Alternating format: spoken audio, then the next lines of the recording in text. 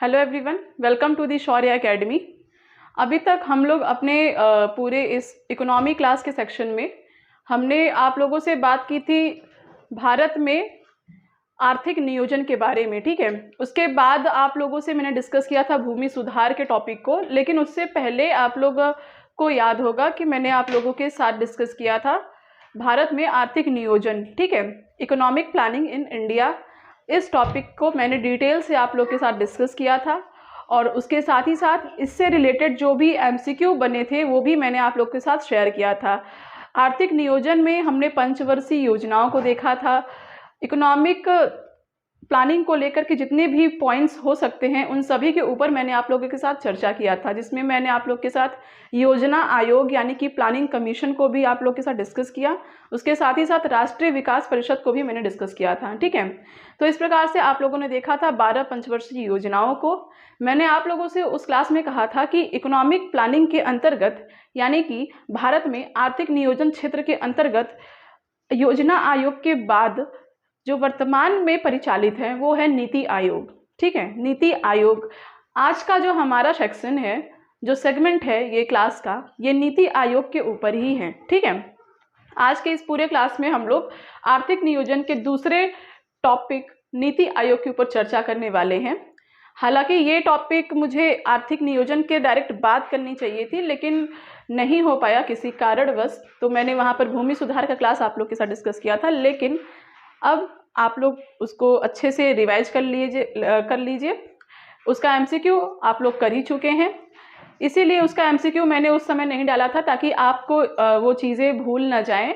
भूमि सुधार के क्लास और उसके एमसीक्यू के बाद आप लोगों ने आर्थिक नियोजन का एमसीक्यू किया, जिसके तुरंत बाद आपको ये क्लास देखने को मिल रही है। ठीक है, तो इससे क्या होगा कि आपका पिछला टॉपिक आर्थिक नियोजन का, योजना आयोग, पंचवर्षीय योजनाओं से संबंधित जो भी रहा है उसका भी रिवीजन आप लोग का हो गया है।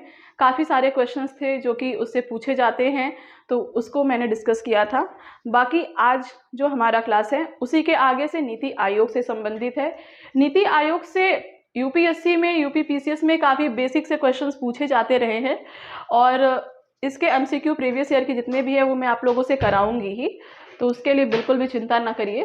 बढ़ते हम अपने क्लास की ओर। तो नीति आयोग के ऊपर आज का हमारा पूरा टॉपिक है, जैसा कि आप यहाँ पर देख ही रहे हैं। नीति आयोग, मैंने आप लोगों से बताया था कि 1 जनवरी 2015 को भारत सरकार द्वारा योजना आयोग के स्थान पर राष्ट्रीय भारत परिवर्तन संस्था अर्थात नीति आयोग का गठन किया गया। ठीक है, नीति आयोग यहाँ पर अगर आप देखिए तो इसको हम नीति आयोग पढ़ते हैं, तो इस नीति का मतलब होता है यहाँ पर नेशनल, आई का इंस्टीट्यूट फॉर ट्रांसफॉर्मिंग इंडिया, या हिंदी में आप इसे पढ़ते हैं राष्ट्रीय भारत परिवर्तन संस्था। शॉर्ट में इसको हम लोग बोल देते हैं नीति आयोग। ठीक है, शॉर्ट में हम इसे नीति आयोग बोल देते हैं। इसका गठन योजना आयोग के स्थान पर 1 जनवरी 2015 को किया गया था। ठीक है, यहाँ पर आप देखिए हमारी जो 12वीं पंचवर्षीय योजना थी वो 2016 तक के लिए कार्यरत होने वाली थी, लेकिन 2014 में ही उसको समाप्ति कर दी गई थी। क्यों? क्योंकि 1 जनवरी 2015 से नीति आयोग कार्यान्वित हुआ, यहाँ से इसका दौर आ गया था योजना आयोग के स्थान पर। ठीक है, यहाँ तक आप लोग को आई होप कोई कंफ्यूजन नहीं होगा। पिछला क्लास मैंने बहुत डिटेल से लिया था, अगर जिसने भी नहीं देखा है उसे ज़रूर देखे। भूमि सुधार का मैंने 2 पार्ट में क्लास लिया है। आप लोगों ने दूसरा पार्ट अगर देखा है, पहला नहीं देखा है, तो श्योरली जा करके पहला पार्ट देखिए, क्योंकि पहला पार्ट भी उतना ही इम्पॉर्टेंट है जितना दूसरा पार्ट। तो नीति आयोग को समझने से पहले आपको योजना आयोग को समझना आवश्यक है। इसीलिए अगर आप लोगों ने आर्थिक नियोजन का क्लास नहीं लिया है तो आप आर्थिक नियोजन का क्लास भी जा करके ले लीजिए। ठीक है, आप लोग के लिए ही बेनिफिशियल रहेगा। बाकी मेरा काम तो यहाँ पर क्लासेस देना ही है, पढ़ना ना पढ़ना वो आप सबके ऊपर डिपेंड करता है। ठीक है, इसका हम दूसरा पॉइंट अगर देखें, भारत सरकार के अग्रणी नीतिगत थिंक टैंक के रूप में नीति आयोग का लक्ष्य राज्यों की सक्रिय भागीदारी के साथ राष्ट्रीय विकास का एक साझा दृष्टिकोण विकसित करना है। ठीक है, नीति आयोग सहकारी संघवाद को प्रोत्साहित करने वाली एक प्रकार की एक निकाय है, सहकारी संघवाद का तात्पर्य क्या है यहाँ पर कि ये जो आयोग है इसका उद्देश्य या इसका कार्य अगर आप कहें तो इसका लक्ष्य है एक नीतिगत थिंक टैंक के रूप में कार्य करना। चूंकि ये इकोनॉमिक प्लानिंग से संबंधित है तो प्लानिंग कैसे की जाती है, थिंकिंग से ही, ठीक है। तो ये भी एक थिंक टैंक है भारत सरकार के लिए, जहाँ से वो अपनी सभी इकोनॉमिक प्लानिंग की जो भी गतिविधियां हैं उनको कार्यान्वित करते हैं और इसमें राज्यों की भी सक्रिय भागीदारी होती है, ठीक है। यहाँ पर न सिर्फ केंद्र सरकार बल्कि राज्यों की भी सक्रिय भागीदारी होती है। जैसे मैंने आप लोगों को बताया था कि आर्थिक नियोजन जो है वो समवर्ती सूची का विषय है, ठीक है। ये ना संघ सूची का विषय है ना राज्य सूची का विषय है, ये समवर्ती सूची का विषय है और समवर्ती सूची में दोनों ही आते हैं, यानी कि राज्य सरकार और केंद्र सरकार दोनों का सह अस्तित्व होता है, दोनों की भागीदारी होती है, जिसके आधार पर हम कहते हैं कि ये जो संस्थाएं हैं, ये जो कमीशंस हैं, ये सहकारी संघवाद को बढ़ावा देती हैं हमारे देश के अंतर्गत, ठीक है। तो यहाँ पर ये टॉपिक भी है कि पॉइंट कि भारत सरकार के अग्रणी नीतिगत थिंक टैंक के रूप में नीति आयोग का लक्ष्य राज्यों की सक्रिय भागीदारी के साथ राष्ट्रीय विकास का एक साझा दृष्टिकोण विकसित करना है। यानी कि नेशनल डेवलपमेंट को लेकर के आप एक साझा दृष्टिकोण, एक सम्मिलित दृष्टिकोण, नजरिया लेकर के, एक प्लानिंग लेकर के समाज के अंतर्गत आए। राज्य सरकार, क्योंकि केंद्र सरकार सेंटर में बैठी होती है, किस राज्य की क्या परेशानी है, किस राज्य में सबसे ज़्यादा क्या आवश्यक है, कहीं पे पानी की कमी है तो कहीं पानी बहुत ज़्यादा है, कहीं पानी की वजह से बाढ़ आ रहे हैं तो कहीं पानी की वजह से सूखा आ रही है। तो हर एक स्टेट की अपनी एक अलग डिमांड होती है, जिसको सिर्फ उस स्टेट का सीएम समझ सकता है, उस राज्य के मुख्यमंत्री समझ सकते हैं, उस राज्य के प्रशासक समझ सकते हैं, ना कि सेंटर में बैठा कोई भी व्यक्ति समझ सकता है, क्योंकि वो उसे फेस करते हैं और ये उन्हें फेस नहीं करते हैं। इसीलिए कोई भी प्लानिंग अगर आप करते हैं, चूंकि सेंटर में बैठा जो भी होगा, चाहे वो प्रधानमंत्री क्यों ना हो, वो प्लानिंग करेंगे तो ऑल ओवर इंडिया के लिए करेंगे और ऑल ओवर इंडिया पूरा एक भारत देश जो है वो कई राज्यों में विभक्त है। अगर आप कोई प्लानिंग करते हैं तो आप किसी न किसी पर्टिकुलर स्टेट में ही करेंगे और वो प्लानिंग उस स्टेट के लिए यूजफुल है कि नहीं है, कितनी कारगर है, कितनी नहीं है, ये जानने के लिए आपको उस स्टेट को समझना पड़ेगा और अपने राज्य को अपने राज्य के लोगों के द्वारा जितने अच्छे तरीके से समझा जा सकता है उतना किसी और के तरीके से नहीं समझा जा सकता। इसीलिए जब भी कोई प्लानिंग की जाती है तो दोनों का सह अस्तित्व होना जरूरी है, क्योंकि दोनों आपस में मिल करके बातचीत करके हर चीज़ का डिस्कशन करेंगे और बाद में निर्णय लेंगे तो वो हमारे राज्य के लिए ही अच्छा होगा। अगर यूपी में कोई चीज़ होना है तो प्रधानमंत्री के साथ साथ मुख्यमंत्री की भी उसमें बराबर की भागीदारी होगी, क्योंकि मुख्यमंत्री भी जानते हैं बेहतर तरीके से कि यूपी में किन चीज़ों की आवश्यकता है, किस चीज़ों की नहीं है, क्योंकि वो यहीं से बिलोंग करते हैं, यहीं के लिए चुने गए हैं, ठीक है। इसी प्रकार से सेंटर में हमारे प्रधानमंत्री जो हैं तो वो बहुत अच्छे तरीके से यहाँ पर अपनी प्लानिंग को एग्जीक्यूट कर सकते हैं, यहाँ के लिए प्लानिंग का निर्माण कर सकते हैं। इसी के हिसाब से ये नीति आयोग का गठन किया गया है ताकि सहकारी संघवाद को बढ़ावा मिले, मिल करके काम हो स्टेट गवर्नमेंट और सेंट्रल गवर्नमेंट का। तो इसीलिए इसे समवर्ती सूची में भी शामिल किया गया है, ठीक है, ये आप ध्यान में रखिएगा। अब यहाँ हम बात करते हैं नीति आयोग के कार्यों की, ठीक है। यहाँ पर हम अब इसके आगे बात करेंगे नीति आयोग के कार्यों के ऊपर, ठीक है, कि नीति आयोग के क्या कार्य हो सकते हैं। ओके, तो देखिए पहला तो यहाँ पर इसका जो पहला पॉइंट बनता है सहयोगपूर्ण संघवाद को बढ़ावा देना, ठीक है, सहयोगपूर्ण संघवाद को बढ़ावा देना। जैसा कि मैंने आप लोगों से ऊपर ही बताया कि ये सहकारी संघवाद को बढ़ावा देने वाला एक निकाय है, ये नीति आयोग। तो यहाँ पर यही पॉइंट आता है कि सहयोगपूर्ण संघवाद को बढ़ावा देना, राज्य और केंद्र सरकार की जो सहभागिता है यही एक सहयोगपूर्ण संघवाद है। इस के तात्पर्य में अगर आप देखें तो अगर राज्यों की और केंद्र की सहभागिता रहेगी तो ये कहीं ना कहीं सेंटर और स्टेट की सहयोगिता को दर्शाती है, क्योंकि आप सभी जानते हैं कि हर जगह की राजनीतिक कारणों की वजह से कोई राज्य ऐसे होते हैं जिनका सेंट्रल गवर्नमेंट से थोड़ा लगाव ज़्यादा होता है, किसी का थोड़ा कटाव होता है। तो अगर ऐसे सारी निकाय होंगी तो ऐसे में चूँकि मिल के काम करना है, तो इसीलिए एक सहयोग की जो भावना है वो यहाँ पर डेवलप होती है, बढ़ती है, एक संघवाद का विकास होता है, उसको बढ़ावा मिलता है। ठीक है, नेक्स्ट इसका जो पॉइंट है यहाँ पर देखिए, नीतियों और कार्यक्रमों की रूपरेखा तैयार करना। ठीक है, नीतियों और कार्यक्रमों की रूपरेखा तैयार करना। ओके, क्योंकि ये प्लानिंग की एक निकाय है, एक ऐसी संस्था है जिसका काम है इकोनॉमिक प्लानिंग करना। तो जाहिर सी बात है ये उन प्लानिंग्स की, उन नीतियों की, उन पॉलिसीज़ को की रूपरेखा तैयार करेगा, स्ट्रक्चर तैयार करेगा, क्या कार्यक्रम हो सकते हैं, क्या पॉलिसीज़ बनाई जा सकती हैं जो कि हमारे इकोनॉमिक दृष्टिकोण से बेहतर हो, कैसी ऐसी कौन सी योजनाएं हो, कौन से कार्यक्रम हो, कौन सी नीतियां हो जो कि हमारे समाज के अंतर्गत एक बेहतर रिफॉर्म ला सके। तो इन सभी के स्ट्रक्चर को, रूपरेखा को बनाने का जो कार्य है वो नीति आयोग का ही है। ठीक है, योजना आयोग भी इसी प्रकार से कार्य करता था, लेकिन चूंकि उसको हटा करके उसके स्थान पर इसको लाया गया है, तो इसका भी कार्य यहाँ पर यही है कि ये रूपरेखा तैयार करे नीतियों और कार्यक्रमों का। दूसरा, संसाधन केंद्र और ज्ञान केंद्र के रूप में कार्य करना। संसाधन केंद्र और ज्ञान केंद्र के रूप में कार्य करना, ये भी पॉइंट उसी से संबंधित है, क्योंकि प्लानिंग करना इन लोगों का काम है। तो उसके हिसाब से आपके पास नॉलेज भी होनी चाहिए, आपके पास संसाधन भी होने चाहिए। अगर आप कोई प्लानिंग करते हैं तो उस प्लानिंग को एग्जीक्यूट करने के लिए आपके पास पहले तो संसाधन चाहिए ही कोई प्लानिंग करने के लिए। दूसरा, तो आप तभी प्लानिंग कर पाएंगे जब आपको उस क्षेत्र की, उस एरिया की नॉलेज हो। तो यहाँ पर यह है कि उन चीज़ों के रूप में ये कार्य करता है। जो भी चीज़ें रिफॉर्म लानी हो, कोई नया कार्यक्रम, कोई नई नीति बनानी हो, तो उन चीज़ों का आपके पास ज्ञान भी होना चाहिए, आपके पास उचित संसाधन भी होने चाहिए ताकि आप उनको अच्छे से क्रियान्वित कर सके। ठीक है, चौथा पॉइंट इसका अगर हम देखिए, अनुरक्षण और मूल्यांकन करना। इसको आप ये देखिए कि अगर आप कोई नीति बनाते हैं, ठीक है, आपने नीति बनाया, आपने उसको एग्जीक्यूट भी कर दिया, लेकिन अब वो नीति कितना कारगर साबित हुई, कितना प्रचलित हुई, कितना नहीं हुई, कितना उसको मतलब क्या वेटेज उसका रहा, क्या उससे हानियाँ रहीं, क्या उससे लाभ रहे, किसका उतना इम्पैक्ट क्या रहा, इन चीज़ों का पुनरीक्षण करना भी आपका कार्य है।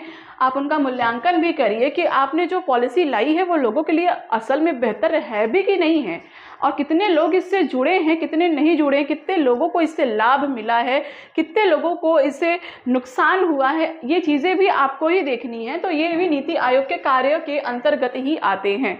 ओके, आगे अगर हम बढ़े अपने क्लास में तो नीति आयोग के उद्देश्यों को हम यहाँ पर देखेंगे। ठीक है, हमने नीति आयोग के बेसिक पॉइंट को देखा, उसके बाद हमने उसके कार्य को समझा। अब हम देखेंगे उसके उद्देश्य क्या हैं। ठीक है, अब आप लोग कहेंगे कार्य और उद्देश्य ये दोनों अलग अलग क्यों? ठीक है, अलग अलग होते हैं। उद्देश्य होता है थोड़ा दूरगामी टाइप का कि एक कोई स्कीम बनती है ना, तो उस स्कीम को बनाने की मतलब एक कोई ना कोई लक्ष्य होता है, एक उद्देश्य होता है कि ये क्यों बनाया जा रहा है, कुछ अचीव करने के लिए, कुछ गेन करने के लिए ही कोई हम पॉलिसी बनाते हैं। ठीक है, और पॉलिसी बनाना हमारा काम है, लेकिन उस पॉलिसी को किस लक्ष्य के लिए बना रहे हैं वो हमारा उद्देश्य है। ठीक है, मेरा काम है कि अगर मान लीजिए मेरा काम है पढ़ना, तो ये तो मेरा काम है, ठीक है, लेकिन मेरा उद्देश्य क्या है? मेरा उद्देश्य है कि मुझे पढ़ करके एक पोस्ट पर जाना, IAS IPS बनना, वो मेरा उद्देश्य है। लेकिन मेरा काम क्या है कि मुझे पढ़ना है, पढ़ना मेरा काम है, बनना मेरा उद्देश्य है, मेरा लक्ष्य है, मेरा गोल है। तो उसी हिसाब से नीति आयोग का कार्य है नीतियों को बनाना, उनका रूपरेखा तैयार करना, और उनका उद्देश्य क्या है? राष्ट्रीय उद्देश्यों को ध्यान में रखते हुए राज्यों की सक्रिय भागीदारी के साथ विकास प्राथमिकताओं, क्षेत्रों और नीतियों का एक साझा दृष्टिकोण विकसित करना। ठीक है, राष्ट्रीय उद्देश्यों को ध्यान में रखते हुए सबसे पहले तो आपको ये ध्यान में रखना है कि आपके राष्ट्र की, आपके देश की डिमांड क्या है, ऐसा क्या चाहिए जो नहीं है, क्या ऐसा रिफॉर्म करना है कि जो अभी तक सही नहीं हो रहा है, क्या बदलाव लाने हैं, क्या ऐसी खामियां हैं जिनको दूर करने के लिए आपको पॉलिसीज़ लानी है, नीतियां बनानी है, कार्यक्रम चलाने हैं तो ये आप कैसे पता करेंगे? ये इसके लिए आपको अपने पूरे राष्ट्र का एनालिसिस करना होता है, देश का एनालिसिस करना होता है, राष्ट्र के उद्देश्यों के अकॉर्डिंग ही आपको अपने उद्देश्य बनाने पड़ते हैं। जैसे कि अगर आप यूपीएससी में आईएएस बनना चाहते हैं तो सबसे पहले आपको ये देखना होता है कि आईएएस बनने के लिए क्या डिमांड होता है, जो कि चाहिए होता है, और दूसरा तो क्या ऐसा करना होता है, कितनी मेहनत करनी होती है। आप पहले उन सभी चीज़ों का एनालिसिस करते हैं, कितनी बुक्स पढ़नी होती हैं, कितना एक्स्ट्रा मेहनत करना पड़ता है अगर आपको आईएएस रैंक तक आना है। तो उसके बाद जाके आप अपने छोटे छोटे उद्देश्यों को, लक्ष्यों को बनाते हैं। मेन टारगेट को देखने के बाद मेन टारगेट की जो भी डिमांड होगी उसी के अकॉर्डिंग आप अपना लक्ष्य, अपने उद्देश्यों को, छोटी छोटी अपनी तैयारियों को लेकर के चलते हैं। देखिए, अगर आपका लक्ष्य है आईएएस बनना और आप तैयारी कर रहे हैं एसएससी की, और आपको लगता है कि आप एसएससी की तैयारी से आईएएस बन जाएंगे, तो ये इम्पॉसिबल है। ठीक है, इसीलिए सबसे पहले आपको वो देखना है कि आपका जो मेन उद्देश्य है, जिसके लिए है, उसके क्या डिमांड्स हैं। कोई भी देश के अंदर नीतियां बनती हैं ना, तो वो देश के लिए बनती हैं। तो सबसे पहले आपको ये देखना कि देश में इन चीज़ों की डिमांड है भी कि नहीं, या आप ऐसे ही बनाए जा रहे हैं। तो ये चीज़ें राष्ट्र की उद्देश्यों को ध्यान में रखते हुए राज्यों की सक्रिय भागीदारी के साथ, यानी कि राज्यों की भी भागीदारी उतनी ही हो, सक्रिय हो, क्योंकि कोई भी योजना बनती है तो राज्य के लिए ही बनती है। ठीक है, क्योंकि राज्य ही तो डिवाइडेड है हमारे यहाँ पर। यूपी है, मध्य प्रदेश है, बिहार है, झारखंड है, पंजाब है, हरियाणा है, तेलंगाना, आंध्र प्रदेश, जितने भी स्टेट हैं, किसी भी स्टेट में अगर आप कोई नया प्रोजेक्ट, कोई नई पॉलिसी, कोई नई नीति, कोई नई कार्यक्रम को ले करके जाते हैं, तो उसमें उस राज्य की भी सक्रिय भागीदारी होनी चाहिए, क्योंकि वो अपने राज्य को बेहतर समझता है कहीं ना कहीं आपसे ज़्यादा। ठीक है, इसीलिए उनकी भी सक्रिय भागीदारी के साथ विकास प्राथमिकताओं, क्षेत्रों और नीतियों का एक साझा दृष्टिकोण विकसित करना एक इसका उद्देश्य है, कि इन सब के आधार पर आप विकास की प्राथमिकताओं को भी देखिए।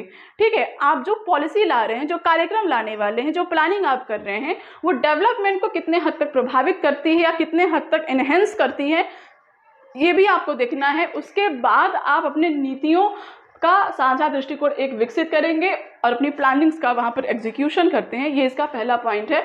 उसी के हिसाब से, यानी उद्देश्य आपके क्या होने चाहिए कि राष्ट्रीय उद्देश्य को भी वो पूरा करें, राज्यों की भी सक्रिय भागीदारी सुनिश्चित हो सके, दूसरा सहकारी संघवाद को बढ़ावा दिया जा सके, और तीसरा यहाँ पर जो ये है कि प्राथमिकताओं किसके, विकास की, यानी कि डेवलपमेंट में भी कोई उससे क्षति ना पहुँचे, डेवलपमेंट इनहेंस हो, डिक्रीज ना हो, ये भी ध्यान में रखना पड़ता है। ये एक उद्देश्य इसके होते हैं कि इन सभी को लेकर के तभी आप कोई प्लानिंग करेंगे। ओके, ग्राम स्तर पर योजनाओं का निर्माण करते हुए तंत्र विकसित करना, इसे उच्च स्तर तक पहुंचाना। ठीक है, ग्राम स्तर पर योजनाओं का निर्माण करते हुए एक ऐसा तंत्र विकसित करना एवं इसे उच्च स्तर तक पहुंचाना। ग्रामीण स्तर पर आप ऐसी प्लानिंग करिए, ऐसे एग्जीक्यूशन करिए कि वहां पर एक ऐसा तंत्र डेवलप हो जाए कि आप उन्हें उच्च स्तर पर पहुंचा सके। ठीक है, उस प्लानिंग को, जैसे आप कोई भी योजना लाते हैं ग्रामीण स्तर पर, तो उसके लिए एक ऐसा तंत्र बैठाइए, ऐसा एक सिस्टम बनाइए कि आपका जो कार्यक्रम है वो उच्च स्तर पर पहुंच सके उस क्षेत्र में। ऐसा ना हो कि वो दूर ही भागे लोग उससे इस तरीके से आपको डेवलप करना है कि वो ना सिर्फ लोग उससे जुड़े, बल्कि वो ज़्यादा से ज़्यादा एनहेंस हो सके, आपकी प्लानिंग जो है वो उच्च स्तर तक पहुंच सके। ये भी एक उद्देश्य होता है कि हमें ऐसा भी करना है। उसके बाद आर्थिक प्रगति से वंचित रह रहे लोगों पर विशेष ध्यान देना इत्यादि। ठीक है, आर्थिक प्रगति से वंचित रह रहे लोग, ऐसे लोग जिनकी इकोनॉमिक कंडीशन सही नहीं है, उन चीज़ों से वो वंचित हैं, उनके पास वो चीज़ों की अभाव हैं, तो उनके ऊपर विशेष ध्यान देना भी इसका एक उद्देश्य है कि समाज के हर वर्ग को, हर एक क्षेत्र को बराबर तरीके से साथ लेकर चलना और हर जगह डेवलपमेंट को सुनिश्चित करना, ये सभी नीति आयोग की, हमारी प्लानिंग की एक उद्देश्य होते हैं। ठीक है, अब हम बात करते हैं नीति आयोग का संगठनात्मक स्वरूप। इस नीति आयोग में कौन कौन से लोग शामिल होते हैं, कैसे कैसे, तो इन चीज़ों को हम देखते हैं। सबसे पहले तो जैसे आपको मैंने बताया था कि योजना आयोग जो है उसके अध्यक्ष कौन थे, उसके अध्यक्ष भी प्रधानमंत्री होते थे प्रधानमंत्री के कार्यकाल तक। अब वो 5 साल तक रह के करें या फिर सरकार गिर जाए 2 ही साल में, 6 ही महीने में, तो वो बात की बात है, लेकिन भारत का प्रधानमंत्री ही उसका अध्यक्ष होता था उसी प्रकार से नीति आयोग में भी नीति आयोग का अध्यक्ष भारत का प्रधानमंत्री ही होता है। ठीक है, उसके बाद एक तो देखिए इसमें अध्यक्ष होते हैं, अध्यक्ष कौन हुए, प्रधानमंत्री का, भारत के प्रधानमंत्री। दूसरा यहाँ पर एक गवर्निंग काउंसिल होती है नीति आयोग के अंतर्गत, जिसमें सभी राज्यों के मुख्यमंत्री और संघ राज्य क्षेत्रों के उपराज्यपाल शामिल होते हैं। ठीक है, नीति आयोग का जो संगठनात्मक स्वरूप होता है, यानी इस संगठन में जितने लोग शामिल होते हैं, यहाँ पर हम उनकी बात कर रहे हैं। पहले तो जो अध्यक्ष होते हैं किसी भी संगठन, संस्था, समूह, समझौते, किसी इन सब चीज़ों के एक अध्यक्ष होते हैं। ठीक है, जैसे लोकसभा स्पीकर होते हैं, राज्यसभा के होते हैं, उसी प्रकार से यहाँ पर भी एक अध्यक्ष है कि गवर्निंग का एक अध्यक्ष है भारत के प्रधानमंत्री। उसके बाद गवर्निंग काउंसिल एक बॉडी है, गवर्निंग काउंसिल, वहाँ पर सभी राज्यों के मुख्यमंत्री उसमें शामिल होते हैं, और जो हमारे केंद्र शासित प्रदेश हैं, संघ राज्य क्षेत्र हैं, उनके राज्य उपराज्यपाल इसमें शामिल होते हैं। आप सभी जानते हैं संघ राज्य क्षेत्र चूंकि ये सेंट्रल द्वारा प्रशासित होती है, तो यहाँ पर मुख्यमंत्री के स्थान पर राज्यपाल की काफ़ी ज़्यादा भूमिका होती है, इसीलिए यहाँ पर उपराज्यपाल शामिल होते हैं संघ राज्य क्षेत्रों के। उसके बाद इसमें एक उपाध्यक्ष भी होते हैं प्रधानमंत्री द्वारा, जिनकी नियुक्ति की जाती है। पहले उपाध्यक्ष डॉक्टर राजीव कुमार वर्तमान में उपाध्यक्ष हैं, यहाँ पहले मैं बोल रही, वर्तमान में डॉक्टर राजीव कुमार उपाध्यक्ष हैं और इनकी नियुक्ति प्रधानमंत्री द्वारा की गई है। कोई भी उपाध्यक्ष हो उनकी नियुक्ति प्रधानमंत्री के द्वारा ही की जाती है। उसके बाद यहाँ कुछ पूर्णकालिक सदस्य पाए जाते हैं। ठीक है, उनका भी एक समूह होता है जिसमें doctor V K. Saraswat, professor Ramesh Chandra, doctor V K. Pal, ये सभी लोग शामिल हैं। ओके, उसके बाद कुछ पदेन सदस्य होते हैं। ठीक है, इसके संगठन में, जिसमें राजनाथ सिंह, अमित शाह, निर्मला सीतारमण, नरेंद्र सिंह तोमर, ये सभी लोग होते हैं। जानते हैं आप ये गृह मंत्री हैं राजनाथ सिंह, उस प्रकार से निर्मला सीतारमण को आप जानते हैं। तो उसके बाद ये रक्षा मंत्री हैं, ये गृह मंत्री हैं अमित शाह। फिर नोट यहाँ पर एक है, पदेन सदस्य केंद्रीय मंत्री परिषद से अधिकतम 4 सदस्य प्रधानमंत्री द्वारा नामित होंगे। अंशकालिक सदस्य अग्रणी विश्वविद्यालय, शोध संस्थानों और संबंधित संस्थानों से अधिकतम 2 पदेन सदस्य अंशकालिक सदस्य के रूप में होंगे। ठीक है, कुछ पदेन सदस्य हैं यहाँ पर। केंद्रीय मंत्री परिषद से अधिकतम 4 सदस्य प्रधानमंत्री द्वारा नामित होंगे। यहाँ पर ये है कि पदेन सदस्यों के अंतर्गत जैसे राजनाथ सिंह हैं, अमित शाह हैं, निर्मला सीतारमण हैं, नरेंद्र सिंह तोमर हैं, तो ऐसे ही 4 सदस्य जो हैं वो प्रधानमंत्री द्वारा नामित होते हैं। और अंशकालिक सदस्यों की इसमें एक अंशकालिक सदस्य भी पाए जाते हैं, जिसमें अग्रणी विश्वविद्यालय, शोध संस्थानों और संबंधित संस्थानों से अधिकतम 2 पदेन सदस्य अंशकालिक सदस्य के रूप में होंगे। ठीक है, यानी कि पदेन सदस्यों के अंतर्गत 4 ऐसे हैं जो कि प्रधानमंत्री द्वारा नियुक्त किए जाते हैं, और 2 ऐसे हैं जो कि अग्रणी विश्वविद्यालयों या शोध संस्थानों या संबंधित संस्थानों से अधिकतम 2 पदेन सदस्य अंशकालिक सदस्य के रूप में होते हैं। ठीक है, तो ये मतलब इसका एक पॉइंट है कि कहाँ से पदेन सदस्यों की एक तरीके की भर्ती होती है, या जो भी आप कहिए वो होती है। ठीक है, एक इसमें होते हैं मुख्य कार्यकारी अधिकारी, जिसमें कि जो कि इस टाइम अमिताभ कांत हैं, मुख्य कार्यकारी अधिकारी यानी कि CEO। ठीक है, CEO उसको बोलते हैं हम लोग शॉर्ट में, मुख्य कार्यकारी अधिकारी, चीफ एग्जीक्यूटिव ऑफिसर। मुख्य कार्यकारी अधिकारी कौन है? नीति आयोग के अमिताभ कांत, ये भी इसमें होते हैं। उसके बाद विशेष आमंत्रित सदस्य होते हैं कुछ इसमें, जिसमें नितिन, जयराम, गडकरी, गहलोत, राव, इंद्रजीत, ये सभी लोग इसमें शामिल हैं। तो क्या क्या इसमें है आपने देखा, एक उपाध्यक्ष होते हैं, एक गवर्निंग काउंसिल की एक बॉडी होती है, देन इसमें उपराज्यपाल उपाध्यक्ष होते हैं, फिर पूर्णकालिक सदस्य होते हैं कुछ, उसके बाद पदेन सदस्य होते हैं। पदेन सदस्य कहाँ से आते हैं ये भी हमने देखा। मुख्य कार्यकारी अधिकारी यानी CEO होते हैं, और उसके बाद कुछ विशेष आमंत्रित सदस्य भी होते हैं। ओके, अब यहाँ पर हम बात करते हैं नीति आयोग का 3 वर्षीय कार्य एजेंडा 2017 से वर्ष 2020 तक का। ठीक है, आप यहाँ पर जानिए कि नीति आयोग, जैसे हम लोग पंचवर्षीय योजनाओं में पढ़ते थे कि पंचवर्षीय योजना 5 ईयर प्लान्स,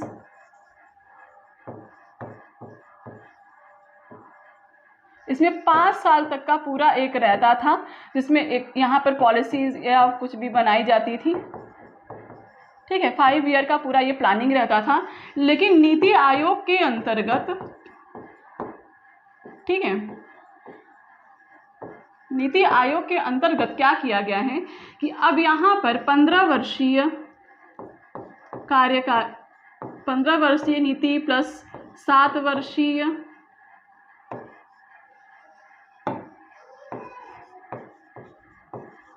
प्लस 3 वर्षीय कार्यकारी एजेंडा बनाया जा रहा है।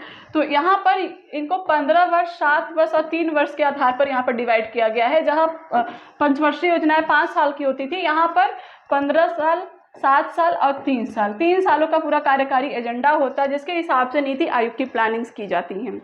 अब यहाँ पर देखिए, भारत में नियोजित, यहाँ पर वही चीज़ यहाँ पर मैं आपको बताने वाली हूँ। भारत में नियोजन की प्रक्रिया हेतु नीति आयोग द्वारा 15 वर्षीय विजन, 7 वर्षीय रणनीति और 3 वर्षीय कार्य एजेंडा तैयार किए जाते हैं। ठीक है, यहाँ पर पॉइंट है कि भारत में नियोजन के लिए, इकोनॉमिक प्लानिंग के लिए नीति आयोग के द्वारा 15 वर्ष का एक विजन तैयार किया जाता है, यानी 15 वर्ष का एक लक्ष्य, एक विजन होता है इसके अंतर्गत, जिसमें 7 वर्षों की रणनीति होती है, स्ट्रैटेजी होती है और 3 वर्ष तक का कार्यकारी एजेंडा रहता है। यानी कि छोटे छोटे स्टेप्स में लेके चलते हैं, 3-3 वर्षों का एक लक्ष्य निर्धारित करते हैं और फिर उसके बाद ऑल ओवर 7 ईयर, देन उसके बाद 15 ईयर तक का इनका एक विजन होता है। उसके बाद फिर नेक्स्ट स्टार्ट करते हैं। ठीक है, तो ये नीति आयोग के कार्य करने की पद्धति है। ओके, 3 वर्षीय कार्य एजेंडा वित्तीय वर्ष 2017-18 से 2019-20 तक के एक अल्पकालिक समयावधि में नीतिगत परिवर्तन एवं लक्ष्यों के निर्धारण को प्रदर्शित करता है। इस प्रस्तावित एक्शन एजेंडे में 7 भागों के अंतर्गत 24 अध्याय को शामिल किया गया है। ठीक है, नीति आयोग का जो 3 वर्षीय कार्यकारी एजेंडा 2017 से 2020 तक का रहा है, उसके अंतर्गत जो एक्शन एजेंडा है उसमें 7 भाग के अंतर्गत 24 अध्याय को शामिल किया गया है। यानी कि 7 ऐसे भाग बनाए गए हैं, भाग 1, भाग 2, भाग 3, भाग 4, भाग 5, भाग 6, भाग 7। इन 7 भागों के अंतर्गत 24 अध्याय को शामिल किया गया है नीति आयोग के कार्यकारी एजेंडा 2017 से लेकर 2020 तक में। ठीक है, भाग 1 की अगर हम बात करते हैं, इसके अंतर्गत एक अस्थायी मध्यम अवधि राजकोषीय ढांचे की रूपरेखा को प्रस्तुत किया गया है। इसी के साथ साथ इसमें अर्थव्यवस्था के महत्वपूर्ण क्षेत्रों पर किए जाने वाले व्यय आवंटन का वर्णन किया जाता है। ठीक है, यहाँ पर राजकोषीय चीज़ों की बात की जाती है, राजकोषीय जो भी रेवेन्यू की बात की जाती है, यहाँ पर रेवेन्यू का जो भी ढांचा रहता है, जो भी रूपरेखा होता है, उनको यहाँ पर प्रस्तुत किया जाता है भाग 1 के अंतर्गत। और उसके बाद व्यय का, यानी कि कहाँ कहाँ किस प्रकार से अर्थव्यवस्था के अंतर्गत खर्च करने हैं, व्यय करने हैं, इसका पूरा रूपरेखा तैयार किया जाता है 3 वर्षीय कार्यकारी एजेंडा के भाग 1 के अंतर्गत। पूरा एक तरीके से आप देख सकते हैं तो ये रेवेन्यू वाला पूरा सिस्टम यहाँ पर चलता है। राजकोषीय ढांचे को पहले तैयार किया जाता है, उसके बाद कहाँ कहाँ कितने व्यय करने हैं, उन व्यय का क्या आवंटन करना है, किस प्रकार से, इन चीज़ों का यहाँ पर वर्णन होता है। ठीक है, इसके बाद आता है इसका भाग 2। यहाँ पर अगर हम देखें तो इसमें अर्थव्यवस्था के महत्वपूर्ण क्षेत्रों जैसे कृषि क्षेत्र, औद्योगिक क्षेत्र, सेवा क्षेत्र में किए जाने वाले परिवर्तनों एवं रणनीतियों का वर्णन किया जाता है। ठीक है, यहाँ पर पहले भाग 1 में हमने देखा कि पहले तो ये तय करना है कि व्यय किस प्रकार से किए जाएंगे, खर्च किस प्रकार से किए जाएंगे, कहाँ पे किस तरीके से, इसकी पूरी रणनीति बनाई जाती है। उसके बाद दूसरा भाग आता है जिसमें कि प्राइमरी सेक्टर, सेकेंडरी सेक्टर और टर्शियरी सेक्टर में क्या रिफॉर्म्स लाने हैं, क्या पॉलिसीज़ नहीं बनानी है, क्या रणनीतियाँ, क्या स्ट्रैटेजीज लेके चलनी है, इन चीज़ों की यहाँ पर चर्चा की जाती है भाग 2 के अंतर्गत। प्राइमरी सेक्टर यानी कृषि क्षेत्र, सेकेंडरी सेक्टर यानी कि औद्योगिक क्षेत्र, टर्शियरी सेक्टर यानी कि हमारा सेवा क्षेत्र, सर्विस सेक्टर। ओके, देन यहाँ पर आता है तीसरा भाग 3 वाला। इसके अंतर्गत क्षेत्रीय विकास की रूपरेखा के बारे में चर्चा की जाती है, यानी कि रीजनल स्तर पर, क्षेत्रीय स्तर पर डेवलपमेंट को लेकर के क्या प्लानिंग की जा सके, इसको हम भाग 3 के अंतर्गत रखते हैं। ओके, देन आता है आपका चौथा भाग, भाग नंबर 4। इसके अंतर्गत इस भाग में विकास के समर्थकों की बात की गई है। इसमें शामिल है परिवहन एवं संचार प्रणाली, डिजिटल कनेक्टिविटी, सार्वजनिक निजी भागीदारी, ऊर्जा विज्ञान एवं प्रौद्योगिकी, नवाचार एवं उद्यमशीलता। ठीक है, ओके, यहाँ पर आप देखिए इस भाग में विकास के समर्थकों की बात की गई है। डेवलपमेंट को लेकर के क्या क्या समाज के अंतर्गत कार्य होते हैं, इन चीज़ों की यहाँ पर चर्चा की जाती है। जैसे कि अगर परिवहन का विकास होता है, परिवहन के क्षेत्र में डेवलपमेंट होती है, तो वो भी एक हमारे समाज को बेहतर बनाने के लिए, हमारे देश में विकास की चीज़ों को प्रदर्शित करती हैं। संचार सुविधा अच्छी हो, डिजिटल कनेक्टिविटी बढ़िया स्थापित हो, सार्वजनिक निजी भागीदारी हो, जिसको हम PPP मॉडल बोलते हैं। Okay, PPP, public private partnership या प्राइवेट पब्लिक पार्टनरशिप। आपके हिसाब से इसे प्राइवेट पब्लिक पार्टनरशिप कहा गया, यानी निजी सार्वजनिक भागीदारी कहा गया है। पहले इसे पब्लिक प्राइवेट पार्टनरशिप कहा जाता था, यानी कि सार्वजनिक निजी भागीदारी कहा जाता था। ठीक है, उसके बाद ऊर्जा के क्षेत्र में सही से विकास हो, साइंस एंड टेक्नोलॉजी के क्षेत्र में सही से विकास हो, नवाचार यानी कि नवोन्मेष नीतियाँ आए, उद्यमशीलता यानी कार्यशीलता में वृद्धि हो, इस प्रकार की चीज़ों को भाग 4 के अंतर्गत शामिल किया जाता है। उसके बाद यहाँ पर आता है हमारा भाग नंबर 5। यहाँ पर यह भाग सरकार से संबंधित है, यानी कि इसमें गवर्नमेंट की बात की जाती है कि इसमें सुशासन, कर प्रणाली, प्रतियोगिता एवं विधि का शासन आदि को शामिल किया गया है। ओके, यानी कि भाग 5 में सरकार के लिए कार्य दिखाए गए हैं कि सरकार सुशासन कैसे स्थापित करे, गुड गवर्नेंस कैसे लाए, टैक्स को लेकर के क्या सिस्टम होना चाहिए, उसके साथ ही साथ कंपटीशन का, जैसे कि खेल की बहुत सी चीज़ों की जो प्रतियोगिताएं होती हैं, आर्थिक स्तर की जो प्रतियोगिताएं होती हैं, उन चीज़ों को किस प्रकार से देखा जाए, ये भी सरकार का कार्य यहाँ पर बताया गया है। दूसरा विधि का शासन, यानी कि रूल ऑफ लॉ के हिसाब से शासन कैसे किया जाए, कैसे इसको अच्छा बनाया जाए, कैसे इसमें कुछ बुराइयों को दूर करके अच्छाइयों को यहाँ पर इस्टेब्लिश की जाए। ये भाग 5 पूरी तरीके से सरकार को निर्देश देती है। 3 वर्षीय कार्यकारी एजेंडा में भाग 5 जो है वो सरकार को निर्देश देती है कि आप किस प्रकार से अपनी चीज़ों को करते हैं। ठीक है, उसके बाद भाग 6 आता है यहाँ पर, तो इसमें सामाजिक क्षेत्र की चर्चा की गई है, जिसमें स्वास्थ्य, शिक्षा, कौशल विकास, बेहतर समाज के निर्माण पर बल दिया गया है। ठीक है, सामाजिक क्षेत्र में आप जानते हैं एजुकेशन, हेल्थ, सोशल डेवलपमेंट, उसके बाद आपका कौशल विकास, इन सब चीज़ों के ही क्षेत्र आते हैं ताकि एक बेहतर समाज का निर्माण किया जा सके। तो ये आपका सेक्टर आता है भाग 6 के अंतर्गत। देन आपका लास्ट में 7वां जो है, इस भाग में विकास के संबंध में विकास से संबंधित है ये भाग, डेवलपमेंट से, कि इसके अंतर्गत पर्यावरण सुरक्षा, वनों के अंतर्गत क्षेत्र में वृद्धि करने के ऊपर बल दिया जाता है। यानी कि ये पूरी तरीके से क्लाइमेट के ऊपर होता है कि पर्यावरण में हमारे इन्वायरमेंट को लेकर के क्या सुधार किए जाएं, क्या बदलाव किए जाएं, क्या उस पर कुछ प्लानिंग की जाए, कार्यक्रम चलाए जाएं, वनों को लेकर के क्या सिस्टम होना चाहिए, पर्यावरण का कैसे बचाव किया जाए, कैसे रखरखाव किया जाए, जलवायु परिवर्तन को कैसे कम किया जाए, इन चीज़ों को इसमें शामिल किया गया है। ठीक है, इस प्रकार से हमने 7 भागों को देखा। एक बार फिर से देखते हैं इनको हम। यहाँ पर देखिए भाग 1 है जिसके अंतर्गत राजकोषीय चीज़ों को शामिल किया जाता है। भाग 2 जो है उसमें प्राइमरी, सेकेंडरी और टर्शियरी सेक्टर की बात की जाती है। भाग 3 के अंतर्गत इसमें क्षेत्रीय विकास यानी रीजनल डेवलपमेंट को शामिल किया गया है। भाग 4 के अंतर्गत इसमें विकास के समर्थकों यानी परिवहन, संचार प्रणाली, कनेक्टिविटी, इन सब चीज़ों को कैसे इन्हेंस किया जाए, इसकी यहाँ पर चर्चा की गई है। और उसके बाद हमने यहाँ पर भाग 5 देखा जो कि सरकार को निर्देश देती है गुड गवर्नेंस को इस्टेब्लिश करने के लिए। देन भाग 6 यहाँ पर है जो कि सामाजिक क्षेत्र में सोसाइटी के अंतर्गत हेल्थ, एजुकेशन, इन चीज़ों को प्रमोट करने के लिए यहाँ पर भाग 6 है। देन भाग 7 है, इस भाग में विकास के संबंध में, या फिर आप कह सकते हैं कि पर्यावरण, जलवायु, वन क्षेत्र, ये सब जो चीज़ें हैं इन्वायरमेंट और इकोलॉजी से संबंधित, इनको यहाँ पर शामिल किया गया है। इस प्रकार से आपने देखा है कि इस 3 वर्षीय कार्यकारी एजेंडा में 7 भागों में 24 अध्याय ऐसे शामिल किए गए हैं जहाँ से कहीं ना कहीं आप देखेंगे तो कोई भी ऐसा क्षेत्र नहीं है जो कि चूक जाए। ठीक है, यानी कि योजना आयोग में क्या होता था कि किसी एक पर्टिकुलर लक्ष्य को लेकर चलना पड़ता था 5 सालों तक। यहाँ पर क्या है कि अलग अलग अध्याय बांट दिए गए हैं और सभी चीज़ों को एक साथ देखते हुए लेकर के चलना है इन 3 वर्षीय कार्यकारी एजेंडों में, जिसके बाद 7 वर्षीय रणनीति, उसके बाद 15 वर्ष का एक पूरा विजन होता है ये पूरा इसके अंतर्गत, और सभी सेक्टर को, सभी क्षेत्रों को साथ में लेके चलने की यहाँ पर बल दी जाती है। ओके, अब यहाँ पर हम देखेंगे नीति आयोग के अंतर्गत एक नई टर्म को, स्ट्रेटजी फॉर न्यू इंडिया @75 से यहाँ क्या तात्पर्य है, आज़ादी का 75वां साल कौन से सन में है, हमारे 2022 में, जिस सन में अभी हम चल रहे हैं, वर्ष 2022, ये हमारे आज़ादी का 75वां साल इस वर्ष मनाया गया है। और आप देख सकते हैं कि मनाया गया है, क्या मनाया जाएगा। तो आज़ादी का 75वां साल यानी कि 75 ईयर 2022 में कंप्लीट हो जाएंगे हमारे आज़ादी के।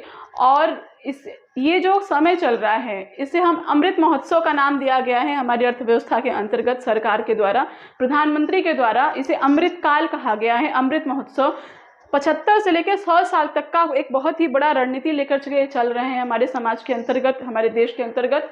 इसीलिए यहाँ पर यह है कि स्ट्रेटजी फॉर न्यू इंडिया @75। अब ये क्या है, इसको आप हिंदी और इंग्लिश इसी टर्म से जानेंगे, स्ट्रेटजी फॉर न्यू इंडिया @75। अब इसके क्या पॉइंट्स है, अगर हम इसको देखें तो नीति आयोग ने वर्ष 2018 में स्ट्रेटजी फॉर न्यू इंडिया @75 नामक एक रिपोर्ट जारी की थी। ठीक है, स्ट्रेटजी फॉर न्यू इंडिया @75 यानी कि आज़ादी के 75वें साल तक के लिए एक ऐसी स्ट्रेटजी हो जो न्यू इंडिया का निर्माण करे। इस स्ट्रेटजी के साथ एक ऐसी रिपोर्ट प्रस्तुत की है नीति आयोग ने वर्ष 2018 में। ठीक है, 18, 19, 20 में ये पूरा रहेगा। इसमें देखिए क्या प्लानिंग किया गया है। इसका उद्देश्य है आज़ादी की प्लैटिनम जुबली यानी 75वें वर्ष पर, यानी 2022 तक भारत को एक समावेशी विकास के लक्ष्य को प्राप्त करना है, जिसमें अर्थव्यवस्था में आमूल परिवर्तन लाया जा सके, प्रशासन को अधिक दक्ष, पारदर्शी तथा जवाबदेह बनाया जा सके एवं वस्तुओं तथा सेवाओं की पहुंच को सुगम एवं जवाबदेह बनाया जा सके। ठीक है, यानी कि स्ट्रेटजी फॉर न्यू इंडिया @75 का जो उद्देश्य है कि वर्ष 2022 तक यानी आज़ादी के 75वें साल के अंतर्गत भारत में एक समावेशी विकास का ऐसा लक्ष्य प्राप्त करना है भारत को, जिसमें अर्थव्यवस्था में आमूल परिवर्तन लाया जा सके। ठीक है, यानी अर्थव्यवस्था के अंतर्गत एक रिफॉर्म लाया जा सके जो कि डेवलपमेंट को इनहेंस करे, प्रशासन को दक्ष एवं पारदर्शी तथा जवाबदेह बनाया जा सके। अब जानते हैं प्रशासन अगर दक्ष होगी यानी कुशल होगी, दूसरा पारदर्शिता होगी, भ्रष्टाचार कम हो तो पारदर्शिता रहेगी, ट्रांसपेरेंसी रहेगी, और जवाबदेह हो। अगर आप कोई चीज़ कर रहे हैं तो आपका उसके पास जवाब भी होना चाहिए, क्योंकि प्रशासनिक अधिकारी जवाबदेह होते हैं पब्लिक के लिए, कोई भी राजनेता जवाबदेह होता है पब्लिक के लिए। तो ये चीज़ें यहाँ पर इस्टेब्लिश हो, वस्तुओं और सेवाओं की पहुँच सुगम एवं जवाबदेह बनाया जा सके, यानी कि वस्तुओं और सेवाओं की पहुंच को भी सरल बनाया जा सके। यहाँ पर ये इसका उद्देश्य है स्ट्रेटजी फॉर न्यू इंडिया के, कि एक ऐसा समावेशी विकास किया जाए जिसमें ये सारी चीज़ें हो सके 2022 तक। ठीक है, उसके बाद यह रिपोर्ट 3 प्रमुख रणनीतियों पर फोकस करती है। जन सहभागिता यानी सभी क्षेत्रों में सभी प्रांतों एवं राज्यों के मध्य संस्कृति विकास की रणनीति, जिसके लिए मूल रूप से नई तकनीकों को अपनाने तथा नवाचार एवं कौशल विकास को बढ़ावा देने पर ध्यान केंद्रित किया गया है। तीसरा, सार्वजनिक एवं निजी क्षेत्र के निष्पादन अंतराल को पाटना यानी मूल रूप से विभिन्न क्षेत्रों में निजी क्षेत्र को बढ़ावा देने पर केंद्रित है। ओके, आप लोग को लग रहा होगा कि इतना जल्दी जल्दी तीनों पॉइंट बोल लेंगे। जी, यहाँ पर आप देखिए, यह रिपोर्ट 3 प्रमुख रणनीतियों पर फोकस करती है। पहला है जन सहभागिता। देखिए, कोई भी नीति हो, जब तक जन सहभागिता नहीं होगी तब तक कोई भी नीति नहीं अच्छे से एग्जीक्यूट हो पाएगी। ठीक है, लोगों का सहभागिता होना बहुत ज़रूरी है, लोगों का सहयोग बहुत ज़रूरी है। जैसे कि अगर आप देखें, एक एग्जाम्पल दिया जाता है कि भारत छोड़ो आंदोलन का। यहाँ पर भारत छोड़ो आंदोलन महात्मा गांधी द्वारा चलाया गया एक आंदोलन था कि भारत छोड़ो आंदोलन, अंग्रेजों भारत छोड़ो या भारत छोड़ो आंदोलन। तो अगर इसमें जन सहभागिता ना होती, लोगों का इसमें साथ ना होता, तो क्या महात्मा गांधी द्वारा चलाए गए इस आंदोलन को एग्जीक्यूट किया जा सकता था, उसका सफल परिणाम मिल सकता था? नहीं।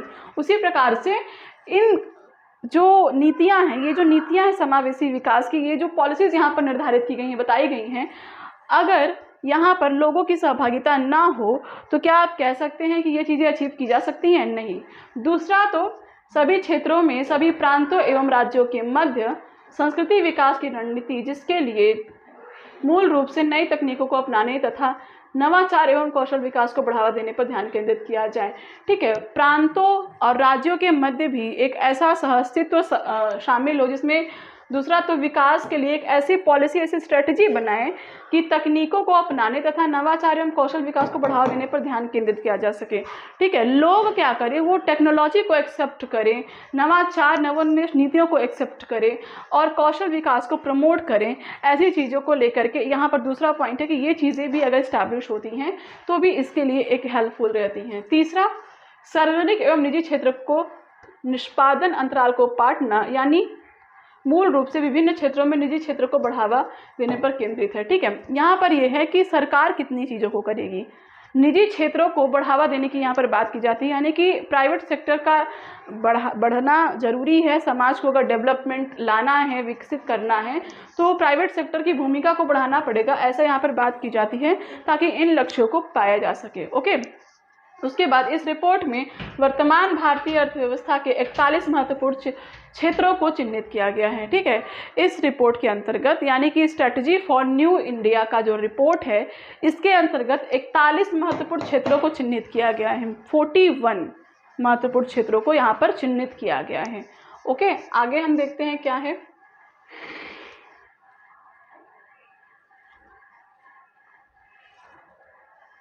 भारत विकास को लेकर जिसमें जी, यानी कि यहाँ पर ये पॉइंट है कि जिन 41 क्षेत्रों को इस स्ट्रेटजी फॉर न्यू इंडिया @75 के रिपोर्ट में जिन 41 क्षेत्रों को शामिल किया गया है, वो ऐसे क्षेत्र हैं कि जिनमें विकास को लेकर पर्याप्त संभावनाएं मौजूद हैं। अब इन 41 क्षेत्रों को अगर हम देखें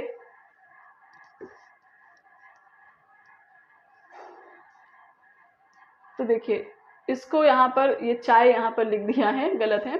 41 क्षेत्रों को किन के चार खंडों में बटे हुए हैं। ये 41 क्षेत्र देखिए 1 2 3 4 ये 4 खंडों में बटे हुए हैं। यहाँ पर 4 था, यहाँ पे इसको चाय मतलब वो गलत टाइप है, ये 4, यानी 41 क्षेत्र 4 प्रमुख खंडों में बटे हुए हैं।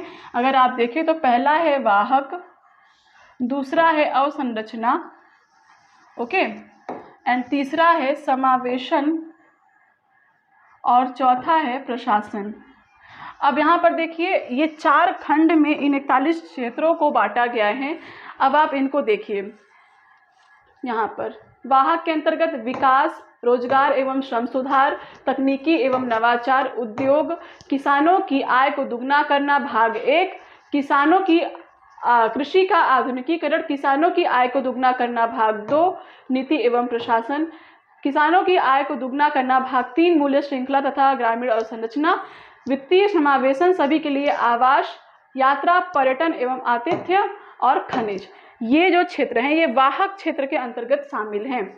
आप इनको देखिए, इसमें कितने हो गए 41 में अगर हम गिनती करते हैं तो एक तो हो गया विकास, दूसरा रोजगार एवं श्रम सुधार, तीसरा तकनीकी एवं नवाचार, चौथा उद्योग, पांचवा है किसानों की आय को दुगना करना भाग 1, कृषि का आधुनिकीकरण। ये हो गया 5, 1 2 3 4 5, ये हो गया यहाँ तक का 5। ठीक है, ये एक ही है। किसानों की आय को दुगना करना भाग 1 के अंतर्गत लक्ष्य रखा गया है कृषि का आधुनिकीकरण करना। उसके बाद किसानों की आय को दुगना करना भाग 2 के अंतर्गत लक्ष्य रखा गया है नीति एवं प्रशासन। ओके, नीति एवं प्रशासन का लक्ष्य रखा गया है कृषि किसानों को लेकर के, ये हो गया 6वां। फिर किसानों की आय को दुगना करना भाग 3 के अंतर्गत मूल्य श्रृंखला तथा ग्रामीण अवसंरचना का लक्ष्य रखा गया है एवं वित्तीय समावेशन, ये सारी चीज़ें हैं। ये हो गया 7। उसके बाद सभी के लिए आवास 8, उसके बाद यात्रा, पर्यटन एवं आतिथ्य और उसके बाद खनिज। तो इस प्रकार से 9 से 10 इसी में शामिल हो जाते हैं आपके। ठीक है, 9 से 10 क्षेत्र तो इसी में आ जाते हैं।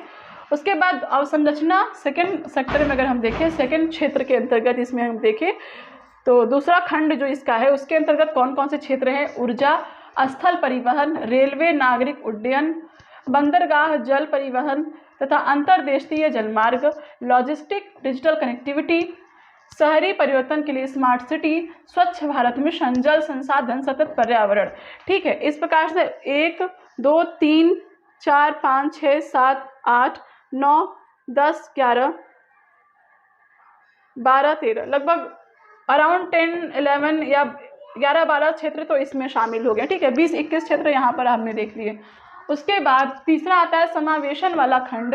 तो यहाँ पर शामिल है विद्यालय शिक्षा, उच्च शिक्षा, अध्यापक शिक्षा तथा प्रशिक्षण, कौशल विकास, सार्वजनिक स्वास्थ्य प्रबंधन एवं कार्यवाही, समग्र प्राथमिक स्वास्थ्य देखभाल, स्वास्थ्य के लिए मानव संसाधन, सार्वभौमिक स्वास्थ्य कवरेज, पोषण, जेंडर, वरिष्ठ नागरिक, दिव्यांग और ट्रांसजेंडर, अनुसूचित जाति, अनुसूचित जनजाति, अन्य पिछड़ा वर्ग, अन्य जनजाति समूह तथा अल्पसंख्यक, ठीक है। यहाँ पर आप देखिए, इसको मैं एक बार फिर से इसको 1 बाय 1 देखती हूँ।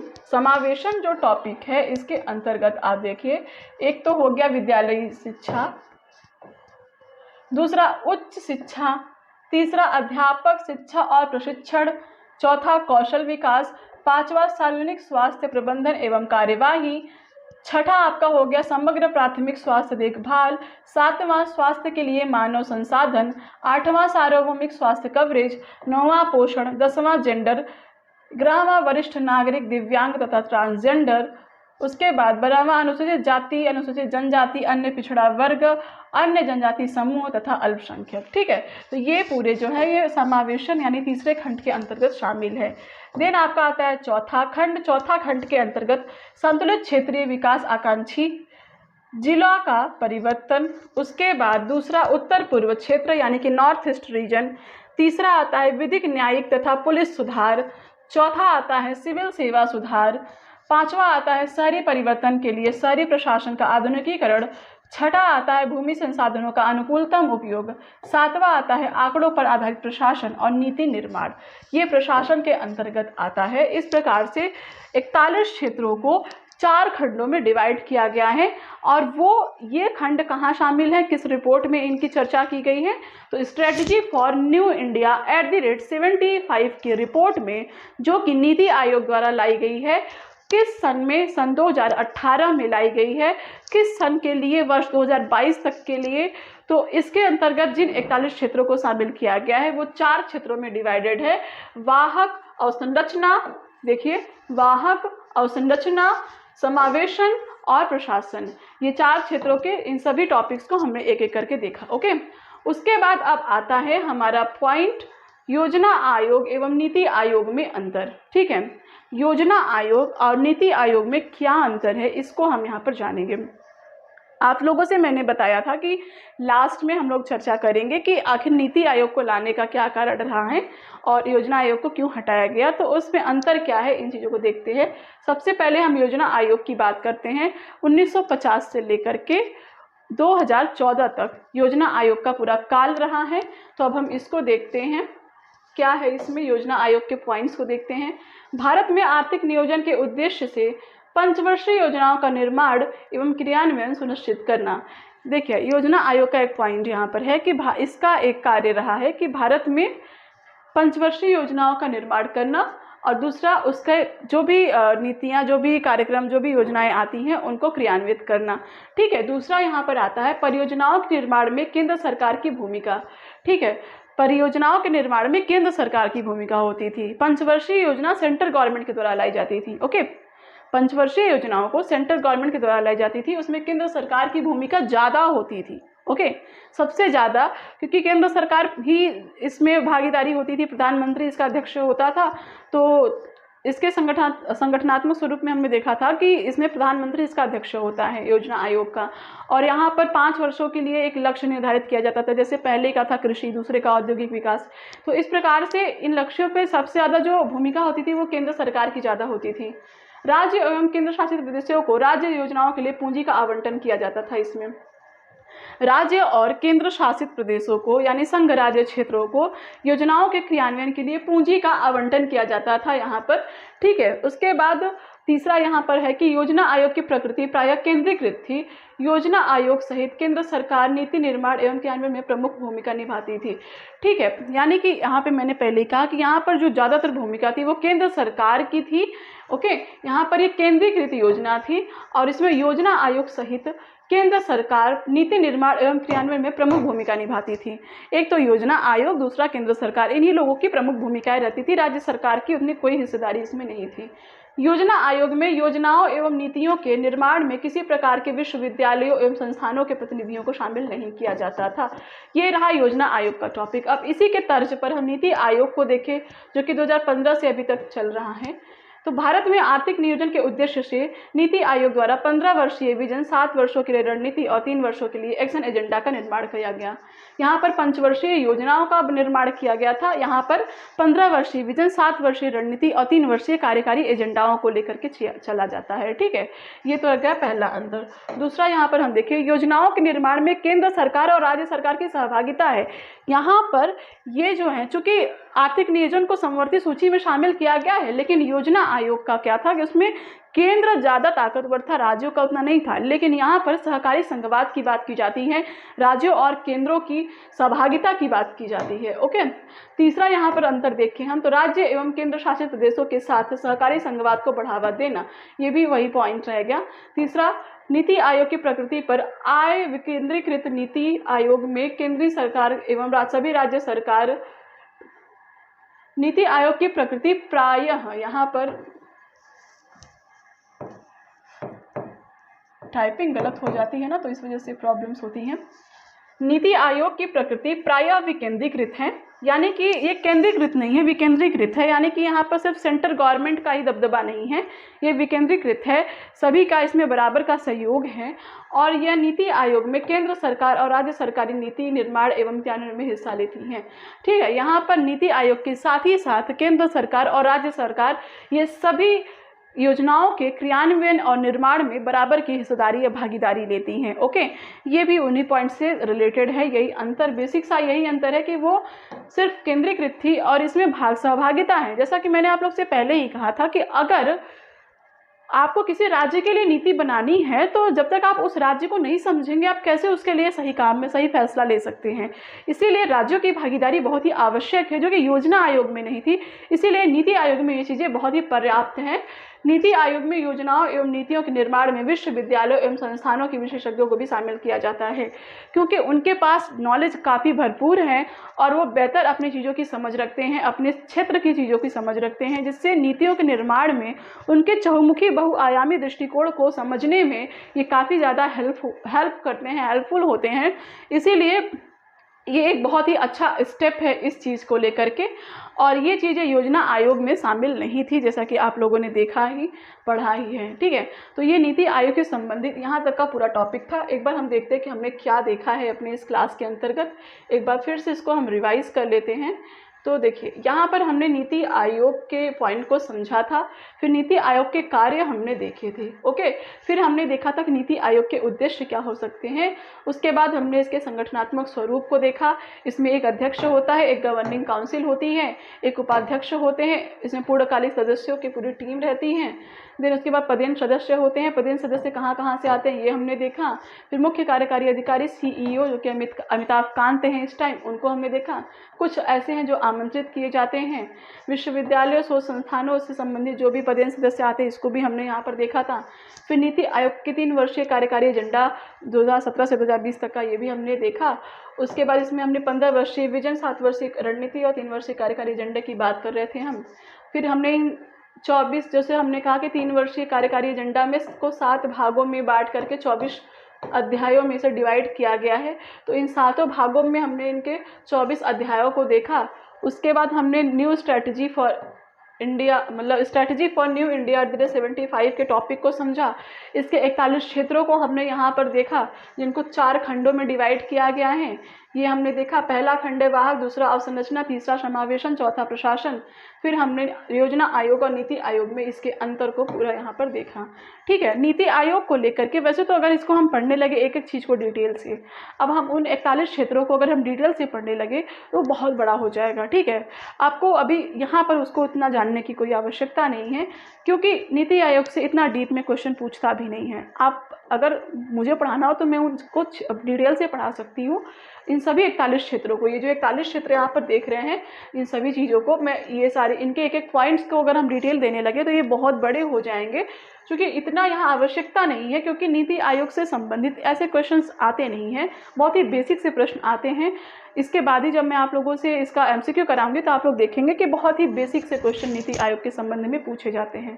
ठीक है, तो तब तक के लिए ये हमारा रहा पूरा नीति आयोग क्लास, इसमें इतना ही है। अब हम किसी और टॉपिक पे मिलेंगे आप लोगों से जल्दी। तब तक के लिए thank you so much for watching.